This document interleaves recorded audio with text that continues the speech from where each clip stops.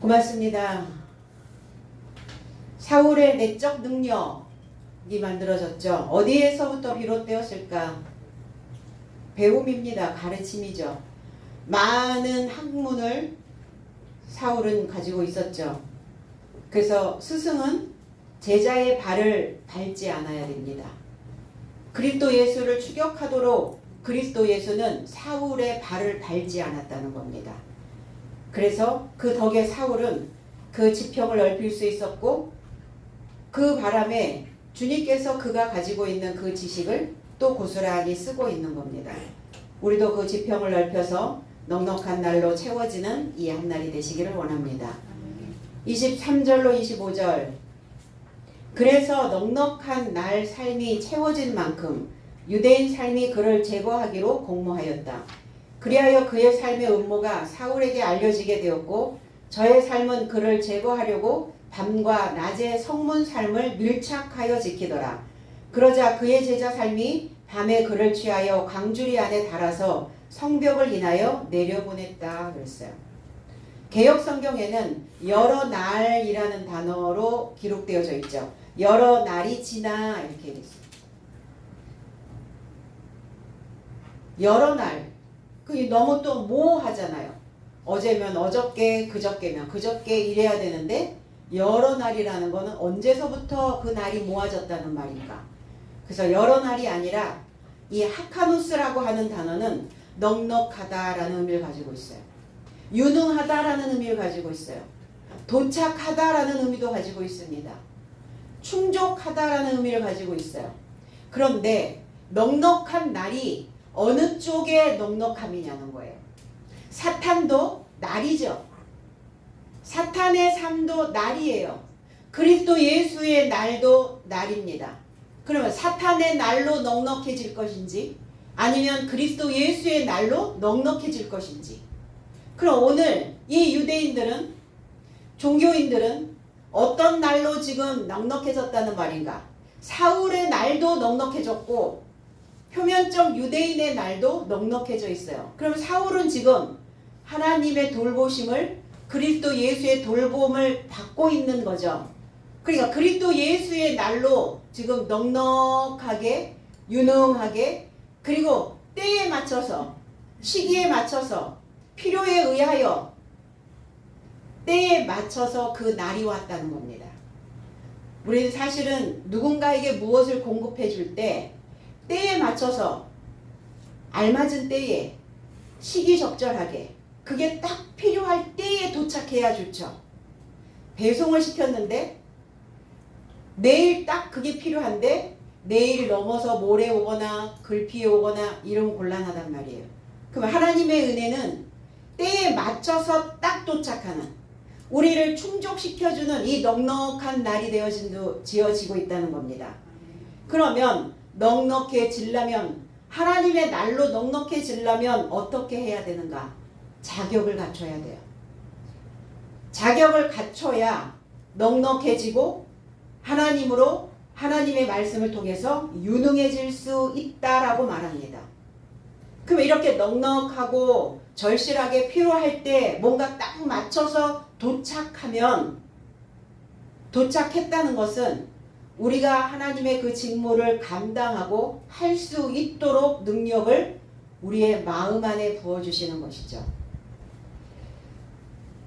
그래서 우리는 이미 우리의 인생길에서 우리가 주인공이 될 수 있도록 멍석은 이미 깔려 있어요. 근데 멍석을 깔아 놓았음에도 불구하고 내 마음이 필요에 따라서 도착하지 않는 바람에 그 넉넉함을, 그 유능함을 펼칠 수 없다면, 그렇다면 우리는 그 날을 놓쳐버리고 만다는 겁니다.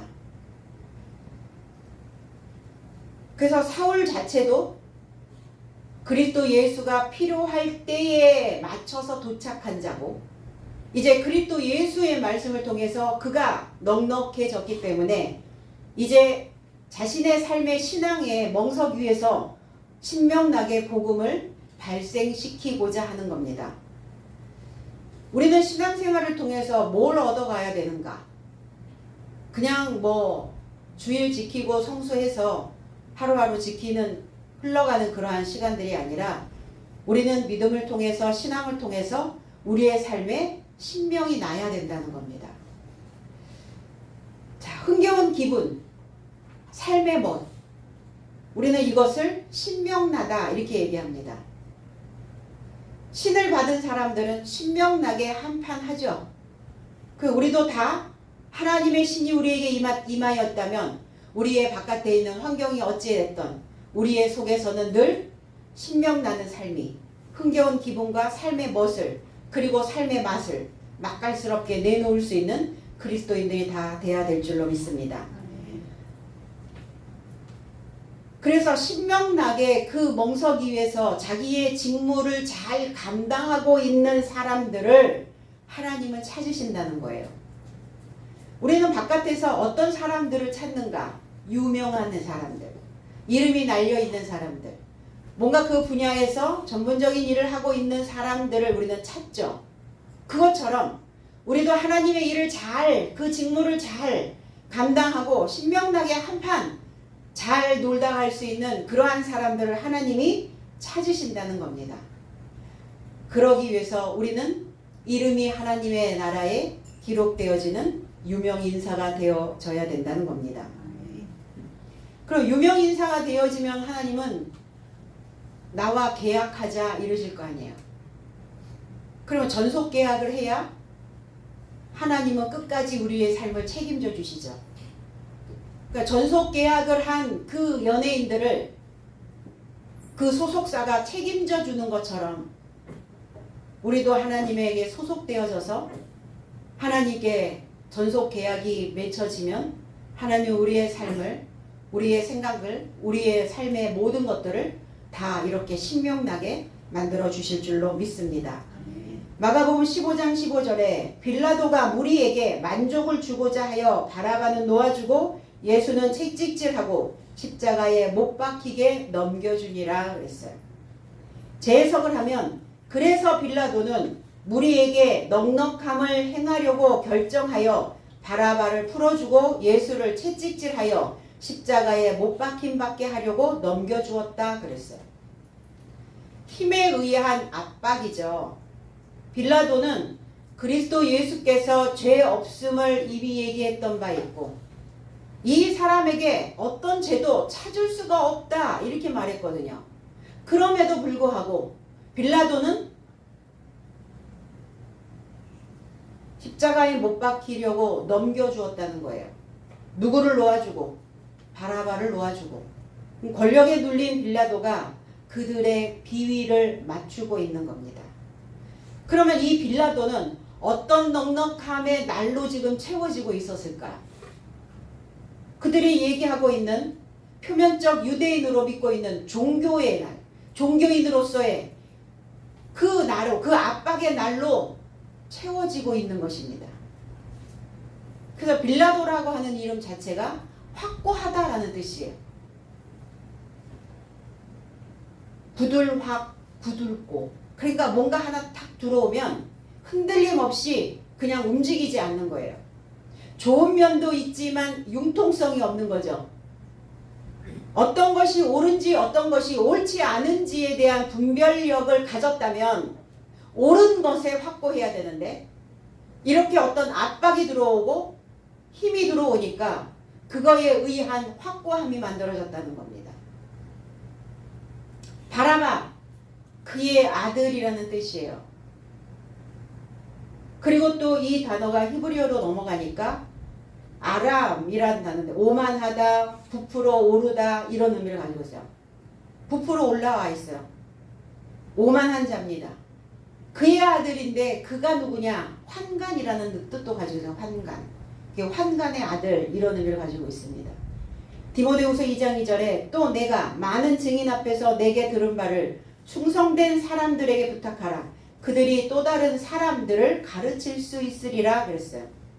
제 해석은 그리고 내가 많은 증인된 삶으로 인하여 내 곁에서 들은 삶을 믿음직한 사람들에게 제시하라. 저희가 또 다른 사람들을 가르치기에 넉넉할 것이다.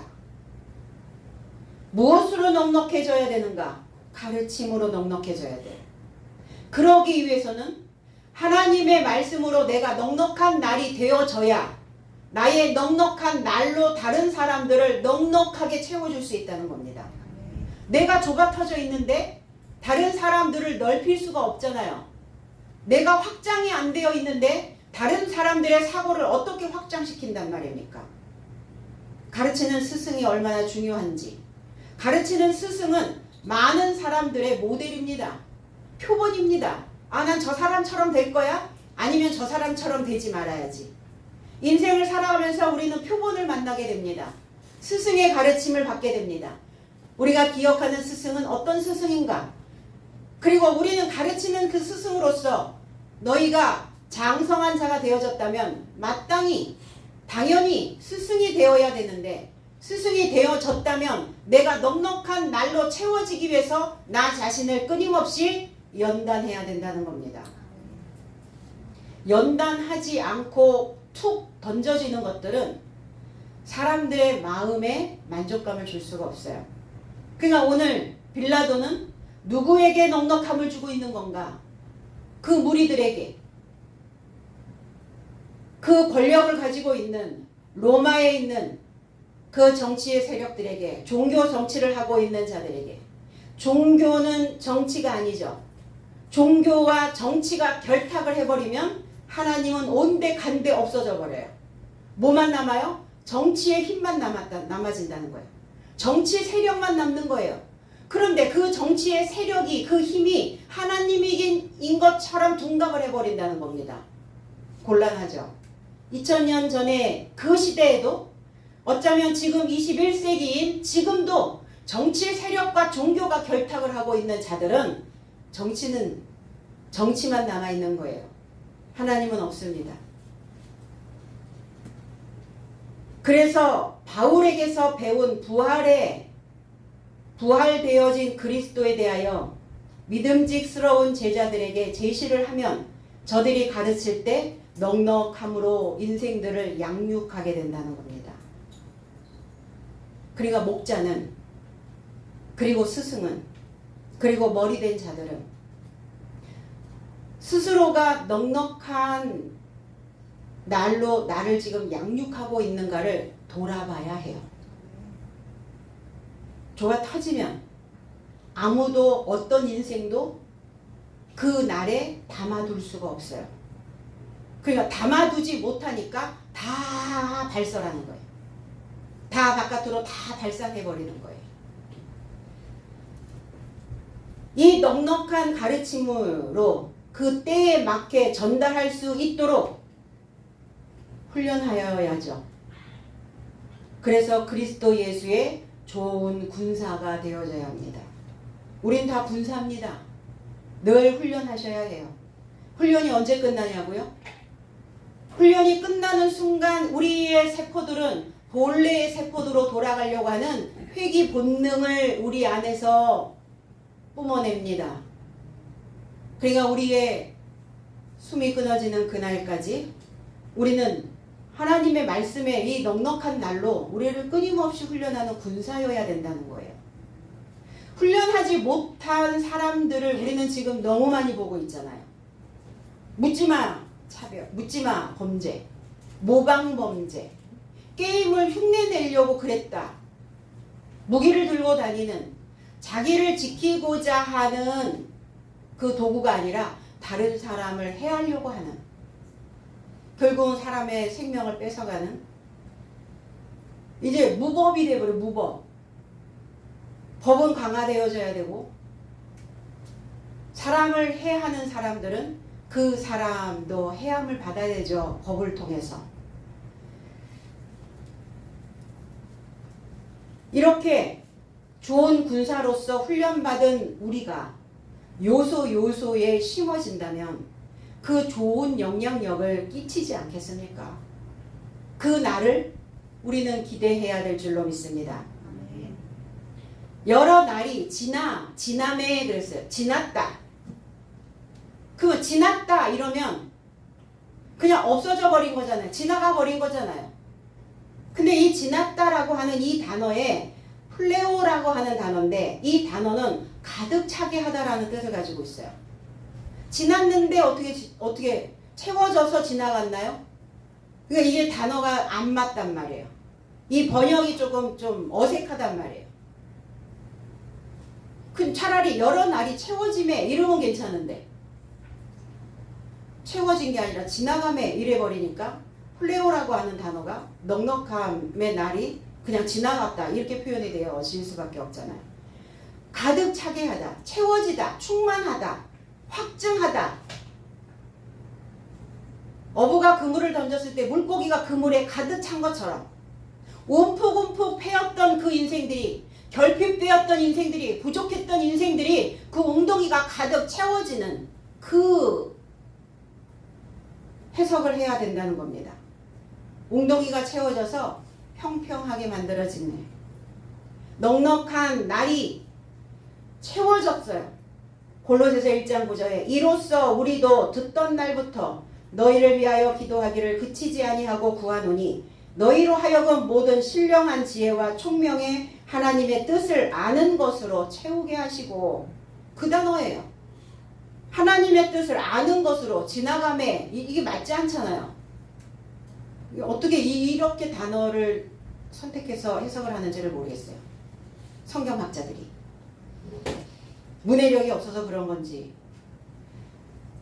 자, 하나님의 뜻을 아는 것으로 채워줘야죠. 제 해석은 이를 통하여 우리도 그날부터 듣고 너의 삶에서 초월시키려고 기도하고 구하기를 쉬지 않았으니 너의 삶이 모든 지혜와 영적 통찰력 안에서 하나님의 뜻의 인식을 채움받고자 합니다. 우리가 채워져야 하는 것들이 무엇이냐? 통찰력입니다. 그러면 통찰력을 가지려면 뭘 해야 되느냐? 기도해야 된다는 거예요. 기도는 무엇이냐? 하나님을 향하여 하나님을 소망하는 겁니다. 그리고 하나님의 뜻을 인식하는 거예요. 하나님의 뜻을 인식하는 것이 채워져야 돼요. 이게 믿는 자들의 모습이죠. 하나님의 뜻을 어떻게 압니까? 기도하면 하나님의 뜻을 막바로 쏴주시나요? 말씀이에요, 말씀. 말씀의 뜻을 아는 것은 하나님의 뜻을 아는 겁니다. 그래서 우리는 그 뜻을 알아서 그 뜻이, 하나님의 뜻이 되어지게 하기 위해서 기도로 구하는 거예요. 뭐 할 수 있도록? 하나님을 인식하게 해달라고. 인식이 뭐냐? 알인에다가 알식이에요. 알고 또 알고. 이게 인식이거든요. 하나님을 알고 하나님을 또 알고. 이게 하나님에 대한 인식. 이게 체험받고자 함이라. 우리가 기도하고 우리가 믿는 목적이 이게 하나님을 인식하기 위해서예요. 하나님을 인식하지 못하는 많은 신앙인들이 있습니다. 하나님 이름은 부르는데 하나님 이름이 담겨지지 않는 자들이 있어요. 통찰력이 뭡니까? 사물을 꿰뚫어 보는 능력이죠. 밝을 통, 살필 찰 이렇게 됐어요. 힘력.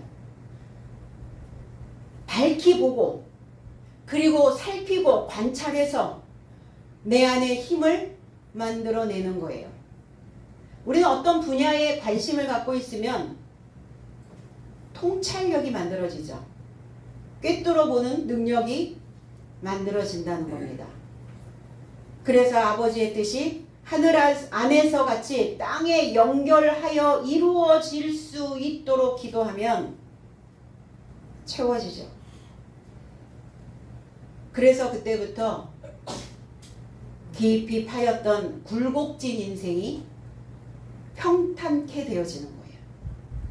하나님을 인식하지 못하면 평탄할 수가 없어요. 어느 구덩이인가 푹 빠져버려요.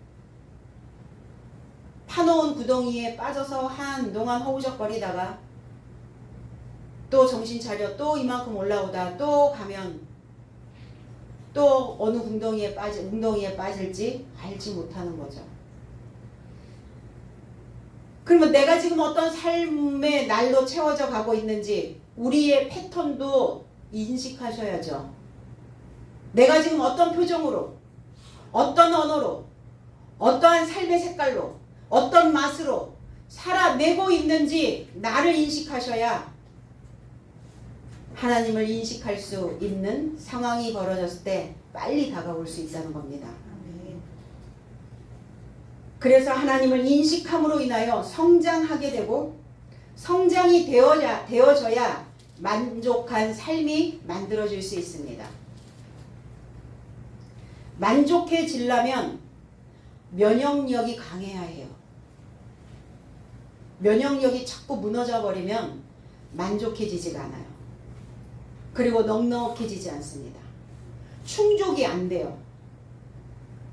이 장내 면역계를 만들어가는, 그리고 이게 장내 미생물을 연구하는 사람들이 이게 과학적으로 연구를 하는데, 이 장내 미생물이 많아야, 그래야 장이 튼튼하고 장에서 70%의 면역력이 우리의 몸에서 만들어진대요. 그러니까 이 장내 미생물을 연구하는 사람들이 장내 이 면역력을 만들어내려면 마음과 마음을 이어야 된다는 이야기를 해요. 이 장내의 면역력은 어떻게 만들어지느냐? 마음과 장이 하나가 되어져야 된다라고 이야기를 하더라고요. 저는 참 근거 있다, 참 저게 논리적이다, 참 영적이다, 이런 생각이 딱 들더라고요. 마음이 무엇이기 때문에, 마음은 누구이기 때문에, 마음은 하나님이시기 때문에, 내 마음이 하나님으로 넉넉한 날이 되어지면 당연히 우리의 장내 미생물들은 넉넉하게 되어진다는 겁니다. 그래서 마음과 장이 하나가 되어지면 소화력이 당연히 커지게 되겠죠. 인생의 이것저것 많은 문제들이 소화되지 않는, 이해되지 않은 많은 문제들이 넘어올 때 넉넉함으로 소화시킨다는 겁니다. 필요하죠. 그래서 그 넉넉한 날로 내 마음을 채우시고 내 몸과 마음을 함께 운영하는 그리스도 예수와 우리는 동반자가 되어야 될 줄로 믿습니다. 회심하지 않는 유대인들, 교회는 죽어라 하고 다니는데 회전이 안 되는 사람들, 넉넉해지지 않는 사람들, 채움받지 못한 사람들, 여전히 결핍 상태로, 빈곤 상태로 남아있는 인생들, 그 유대인들이, 겉으로 믿고 있는 사람들이 사울을 제거하려는 마음으로 그들은 채워졌어요. 그러니까 뭘로 채움받느냐는 거예요.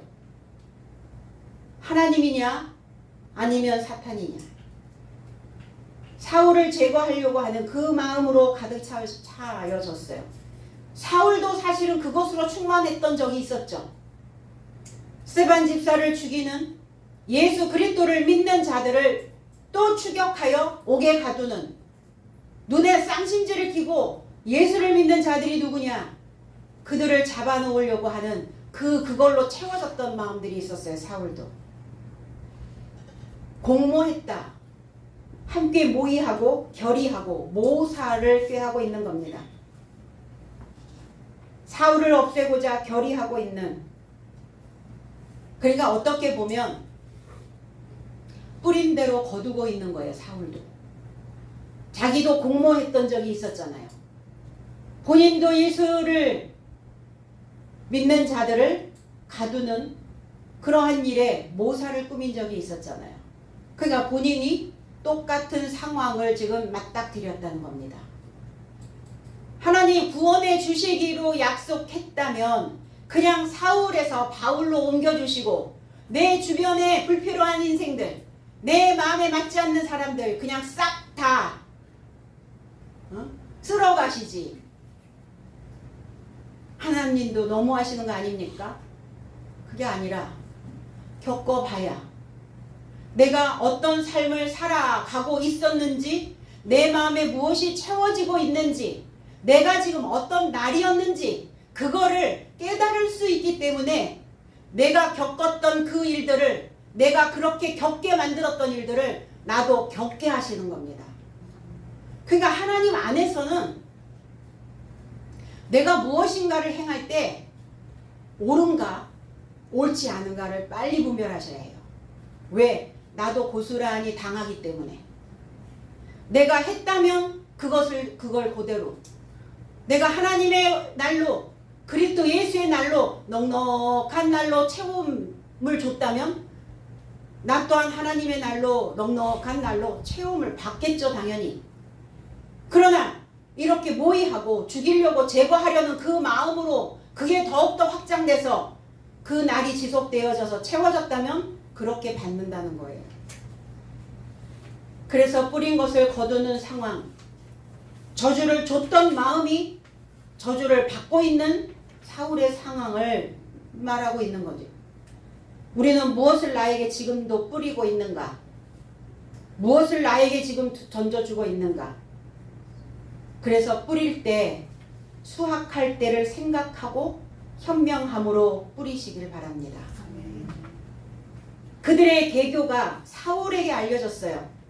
계교, 음모, 그늘, 꾀할 꾀. 그늘에서 숨어서 만천하에 드러내지 않고 숨어서 누군가에게 무엇인가 반대하는 이런 계획들을 숨어서 꾀하고 있는 겁니다. 비열한 생각이죠. 해로운 생각입니다. 사악한 생각이에요.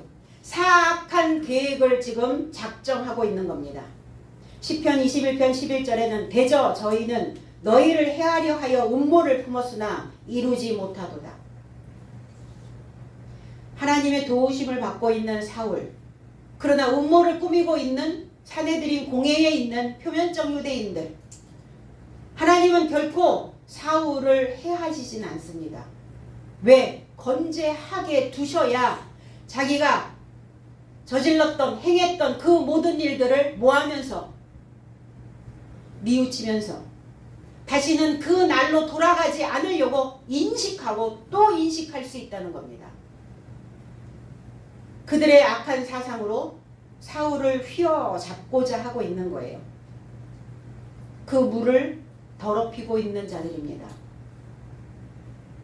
둘러싸여 있는 그 항구에 그 생각이 정박해 있는 거예요. 배 띄워서 출항해야 되는데 그 배가 항상 그 생각으로 멈춰 있는 자들입니다. 사울을 해하려고 음모하고 있는 이들이. 그러니까 그들의 삶은 어떻겠어요? 항상 동남풍이 불면 괜찮은데 북풍 한설이 몰아치고 있죠. 이 떼약볕에 북풍 한설이 웬 말입니까? 북쪽에서 불어오는 된 바람과 차가운 눈, 차디찬 시선, 된 설이 맞은 사람처럼 늘 되게 된설이 맞은처럼 뚝배기처럼 되직하게 하는 맛이나 있지. 툭툭 던지는 그 된설이 맞은 사람처럼 던지는 그 말들은 맛깔스럽지 않습니다. 북풍 한설 몰아치는 그 언어는, 그 삶의 소리들은 결코 어떤 사람도 그 날을 체험받을 수가 없게 된다는 겁니다. 그럼 결국은 내가 안 채워지기 때문에 줄 수 없는 상황이 벌어지는 거예요. 삶에서. 좋은 일을 하고자 할 때는, 오른쪽으로 가고자 할 때는 이렇게 여호와의 돌보심이 있다는 것을 우리는 기억해야 될 줄로 믿습니다. 잠언서 12장 2절에 선인은 여호와께 은총을 받으려니와 악을 꾀하는 자는 정죄하심을 받으리라 그랬어요. 당연히요. 그럼 하나님의 손이 하늘에서 쑥 내려와가지고 그의 머리채를 이렇게 잡아 올립니까? 그렇지 않죠. 악을 꾀하려고 하는 순간, 그 사특한 그 해함을 주려고 마음먹는 그 순간 자기 스스로 자기 자신에게 정죄를 하고 있다는 겁니다. 누가 바깥에서, 그게 아니라 나의 정신 안에서, 나의 머릿속에서 이미 나를 해하려고 하는 그 물질이, 그 신경 전달 물질이 내 온몸에 퍼져버려요. 그 독소가. 그거 빨리 인식하셔야 해요. 근데 이들이 개역성경에는 밤낮으로 성문을 지켰다 그랬어요. 잠도 안 자고 보초 섰다는 말입니까? 그게 아니라 밤과 낮의 성문을 지켰다고요. 이게 무슨 의미인가? 밤과 낮의 성문을 지켰다는 것은 지금 사울의 상태는 밤입니다. 밤은 뭐냐? 역경이에요. 밤이 뭐냐? 죽음입니다. 밤이 무엇이냐? 무지입니다. 주님에 대하여 그리스도에 대하여 무지하였던 그들도 밤이고 사울도 밤입니다. 근데 그들은 낮인가? 낮이 아닌데 어떻게 밤과 낮의 성문을 지켰단 말입니까? 사울은 밤의 성에서 낮의 날로 지금 넘어가고 있는 상황이잖아요. 그러니까 밤의 상태에서 낮의 상태로 넘어가지 못하도록 지키고 있었다고요. 그들이. 그러니까 얼마나 지금 꾀를 내고 있는 거예요. 밤에서 낮으로 넘어가지 못하도록 지키고 있는 거예요. 그런데 본인들이 낮이 아닌데, 본인들이 빛이 아닌데 낮으로 넘어가는 사울을 어떻게 제거할 거고 낮으로 넘어가는 사울을 어떻게 제지할 겁니까? 역부족이죠. 본인들이 낮이 되던가, 그럼 낮이 된 사울을 가서 낮이 되어서 잡아오던가 다시. 불가능한 일이잖아요. 그래서 낮과 밤의 성을 지키더라, 이렇게 해석되는 거예요. 창세기 1장 5절에 하나님이 빛을 낮이라 부르시고 어두움을 밤이라 부르시니라. 저녁이 되고 아침이 되니 이는 첫째 날이니라가 아니라 이는 한 날이니라. 한 날 빛과 어두움을 만드셨다는 거예요. 낮은 무엇이냐? 낮은 무지를 밝히는 겁니다. 낮이 무엇이냐? 깨닫는 겁니다. 밤이 무엇이냐? 깨닫지 못하는 겁니다. 밤이 뭐냐? 계속 역경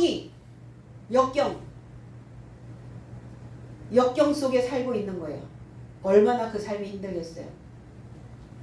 어떻게 해서든지 내가 이 역경을 이겨보려 하나.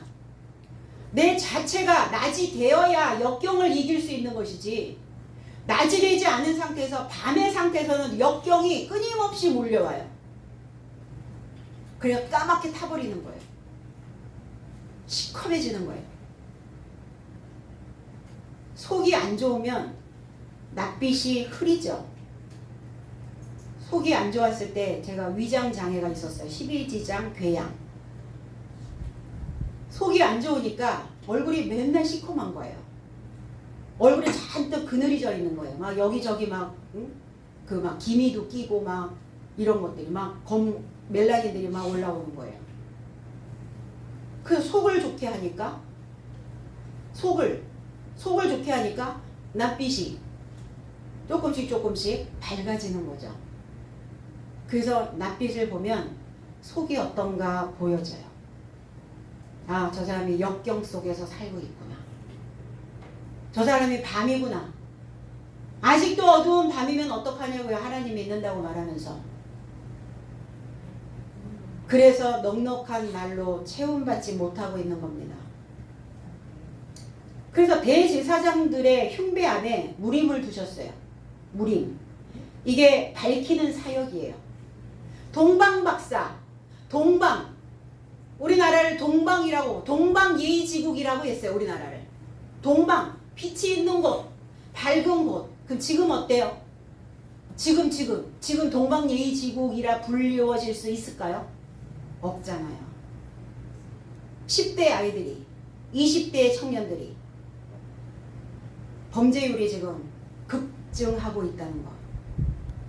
더 이상 예의는 없다는 거예요. 무차별적으로 성질 나면 그냥 막 가격하고 살해하고,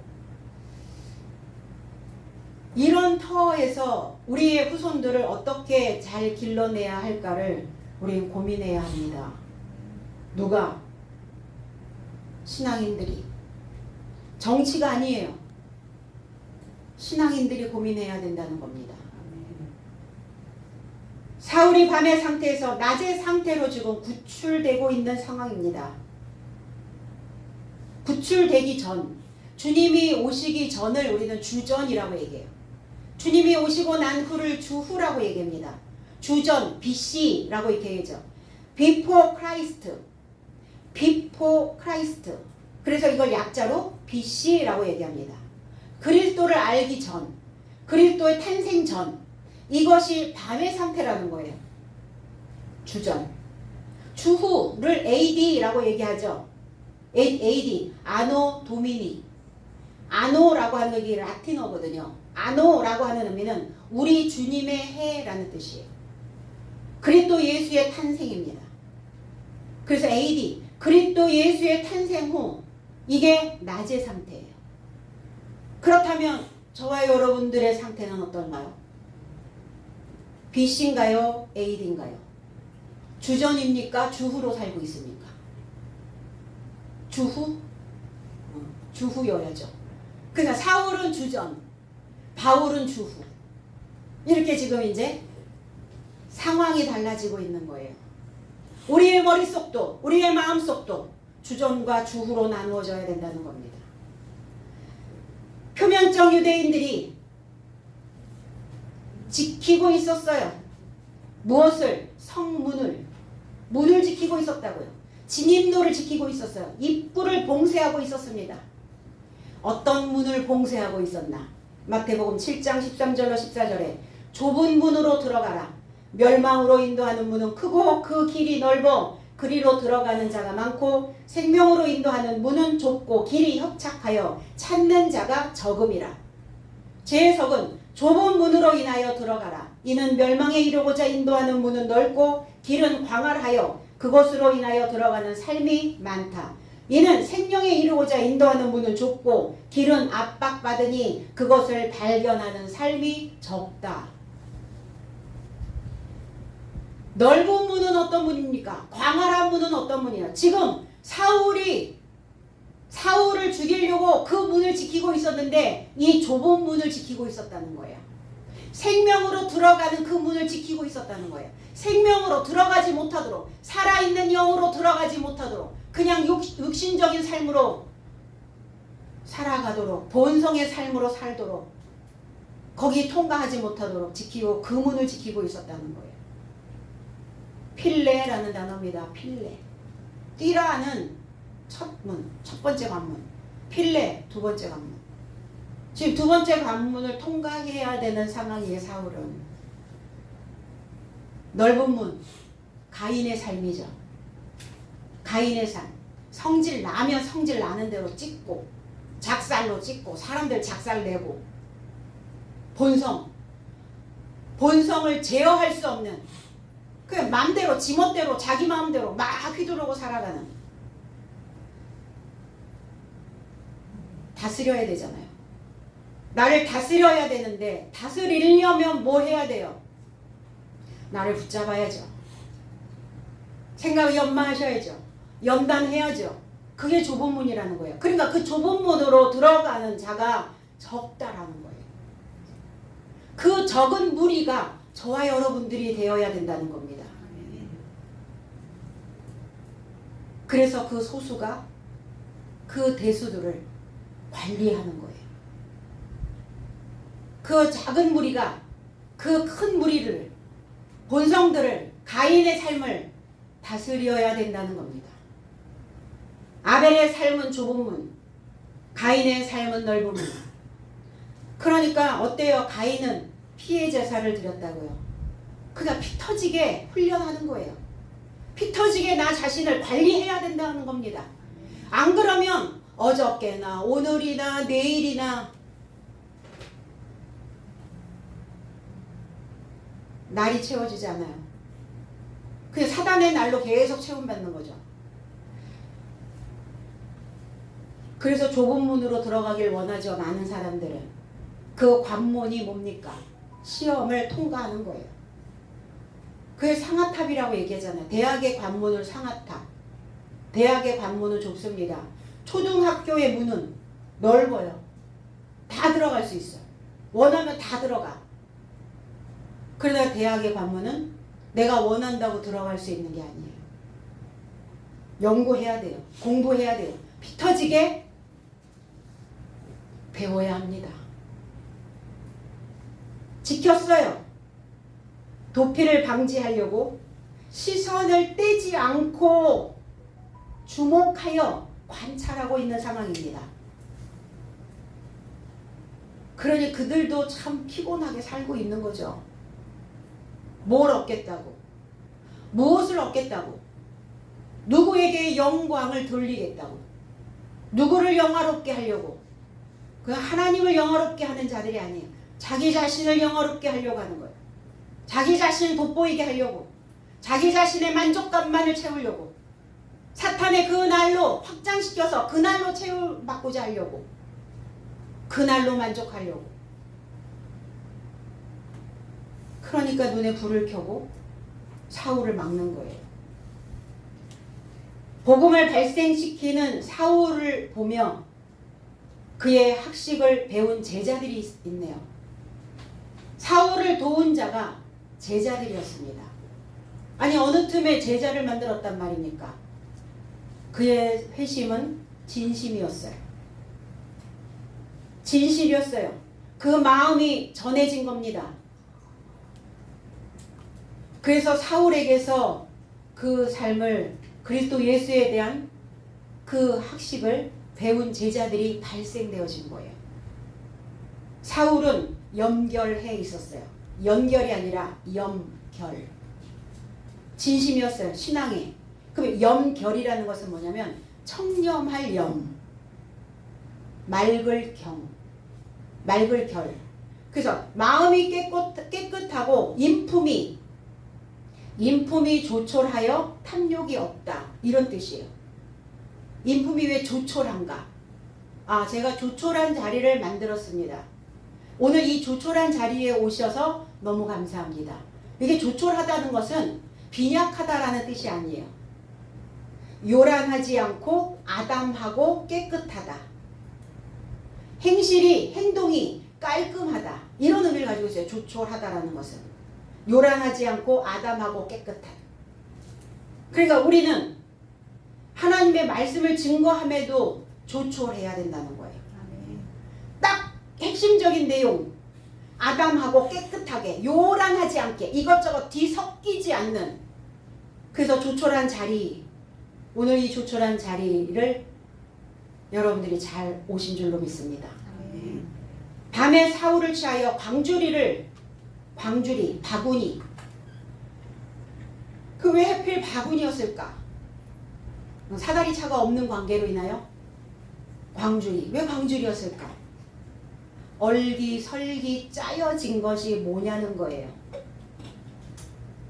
말씀이겠죠.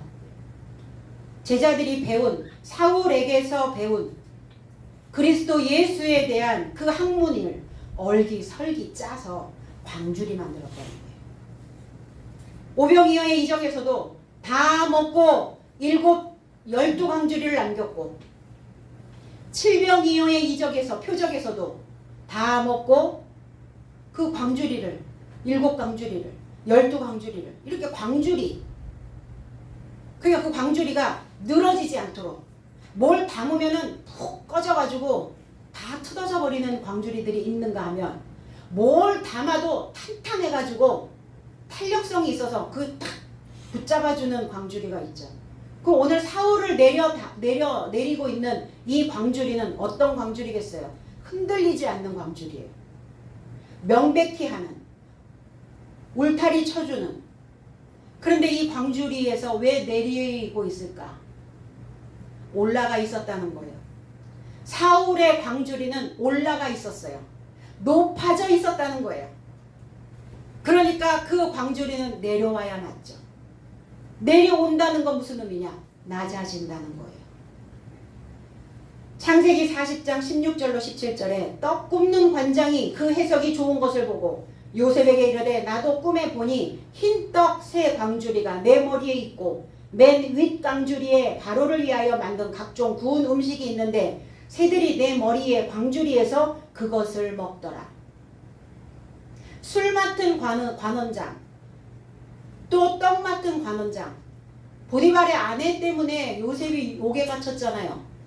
꿈을 해석을 해줍니다. 그래서 술 맡은 관원장은 복직이 됐고 떡 맡은 관원장은 목이 날아갔다. 새 광주리는 새 날 강화되어진 것. 그러니까 우리는 다 술 맡은 간원장이 되고 싶죠. 당연히. 그런데 바로를 위하여 술을 빚는 술 맡은 간원장이 돼서는 안 된다는 거예요. 바로를 위하여 떡을 만들었던 그 떡 간원장은 죽어야 된다는 거예요. 어디서? 나의 신앙 안에서. 그 떡을 계속 만들어낼 수는 없잖아요. 그러니까 그 광주리에 담겨져 있는 것이 뭐냐는 거예요. 어떤 광주리가 되어질 거냐는 거예요. 바로를 위하여 만드는 그 떡을 가지고 있는 그 떡을 담은 광주리는 날아가야 된다는 거죠. 근데 우리는 그렇게 해석하지 않죠. 아, 술 맡은 간원장이 사는 것처럼 내가 술 맡은 간원장이 되기를 원합니다. 주님이 떡으로 오셨어요. 이제 우리는 그 새떡을 담을 수 있는 그 머리에, 이 광주리에, 머릿속의 광주리에 그 새떡을 담을 수 있는 새 광주리가 되어야 된다는 겁니다. 그래서 죽고 부활이에요. 죽고 새로워지는 겁니다. 달라지는 거예요. 변화되는 겁니다.